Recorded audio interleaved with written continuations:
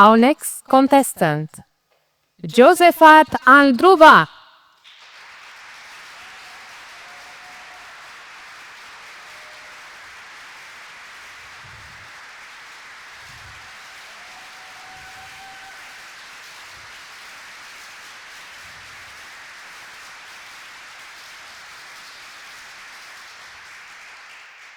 Thank you, Contest Chair. You're welcome. Josephat Andruba. Something has got to change. Something has got to change. Josephat Andruba. By show of hands, how many of you remember this question? What would you like to be when you grow up? There we go, my people. And also by show of hands, how many of you said you wanted to become doctors? Just a couple of people, huh?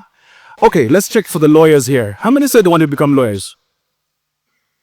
Oh, no lawyers? Okay, engineers. A couple of them. All right, let's just make this inclusive of everybody. How many of you just said, scratch that? I just want to become a millionaire. Only people on this side? My goodness, what happened to this side? You see, this question of what would you like to become when you grow up always excited me as a child. So many times I thought I could become anything under the face of the sun. But we had one single problem. In a typical African household, the answer has already been decided for you. You're either a lawyer, doctor, engineer, or failure.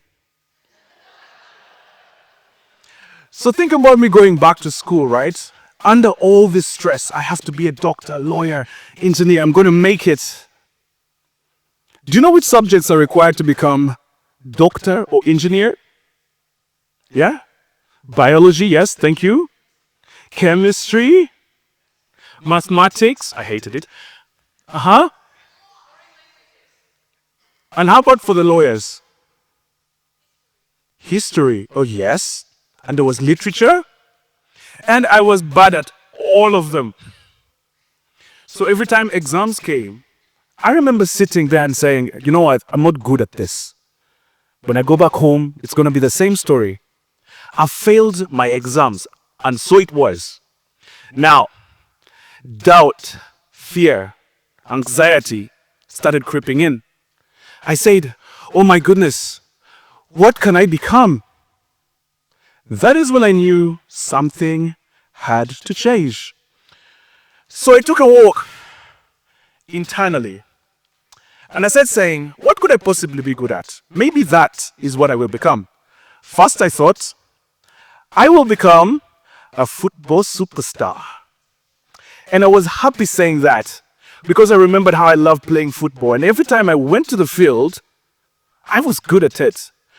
But there was a problem.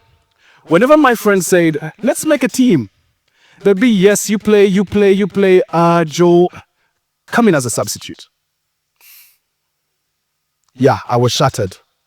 I'm not good at this as well. Then again, I said, okay, what can I possibly become? Then I went back again. I remembered I loved watching movies. I am going to become a narrator. I remembered how I would watch a movie from beginning to end without skipping a scene. And when I went back to school, I would narrate that same movie to my friends without skipping a scene from beginning to end. And I knew I was good at it. But we had a problem. To become a narrator in my country at that time, you needed to speak the local language. I was like, oh my goodness, I'm doomed. I don't speak my local language. Now, walking over to my grandma, I look at my grandma and I say, Grandma, I feel the pressure. I don't know what I want to become. I'm stuck.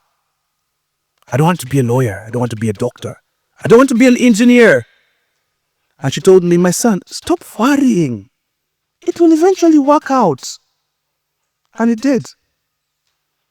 So I'm here, Toastmasters 2025, to gladly announce that I became a digital marketer.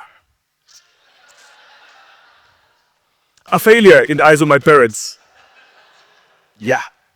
But every time they ask me this question, that, "So what do you really do?" I always say, "I'm in advertising." To make it easy, right? Sounds good. I'm in advertising. So, throughout my journey across the world, I've met a lot of amazing people, parents, how they train their children, the belief systems they follow. They talk about education. Some parents are like, education, academic education is the way and nothing else but the way. But then I think about those millionaires who never went to school and they're still millionaires. How did they do it? I'm particularly inspired by a parent. He brings his son to play football. With me and my Nigerian, Cameroonian, Ghanaian friends, look at my size, we're big guys. This kid is not more than 10 years old. But when he comes to the field, his father, Hungarian man, "Can my son play with you?" We nod, but we know that if he comes running in our direction, I'm going to kill him. Look at me. Big guy. But the kid plays with confidence. He runs after the same ball I'm going for. He screams, "Pass the ball, pass the ball."